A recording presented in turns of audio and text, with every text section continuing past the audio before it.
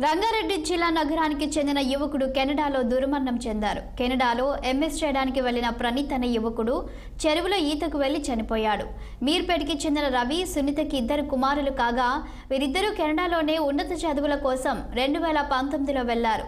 నిన్న చిన్న కుమారుడు పుట్టినరోజు కావడంతో స్నేహితులతో కలిసి టొరంటోలోని లేక్ క్లియర్కి ఔటింగ్కి వెళ్లారు. ఈత కొడుతూ ప్రమాదవశాత్తు నీటిలో మునిగి చనిపోవడంతో కుటుంబ సభ్యులు శోక సంద్రంలో మునిగిపోయారు.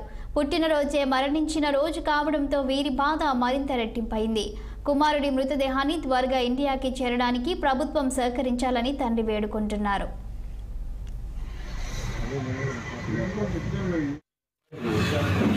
2019లో వెళ్ళాడు కెనడాకు. పెద్ద అబ్బాయి 2022లో వెళ్ళాడు. చిన్న అబ్బాయి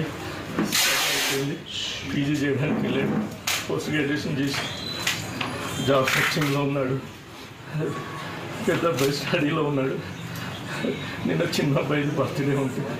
బర్త్డే కోసం అని చెప్పేసి ఇక్కడ లేక్ దగ్గర కాటేజ్ ఉంది, అక్కడికి వెళ్తున్నాం డాడీ అని చెప్పేసి వాళ్ళు ఇద్దరితో పాటు ఇంకో 4 ఫ్రెండ్స్, ఒక కెనడా అతను కూడా ఉన్నాడని చెప్తున్నారు. పెద్ద బాబు కూడా ఉన్నాడు. 2 బాబులు, 4 ఫ్రెండ్స్, వాళ్ళ 4 ఫ్రెండ్స్. ఒక కెనడా అబ్బాయి, కెనడా బాబు, అతను ఆ ఇంటి ఓనర్ అంట.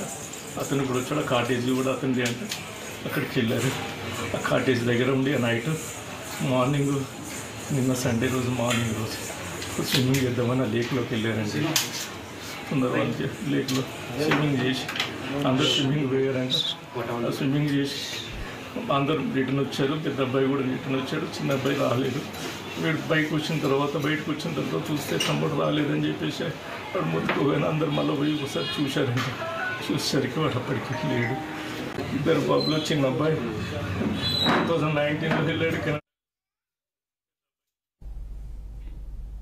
జగిత్యాల జిల్లాలో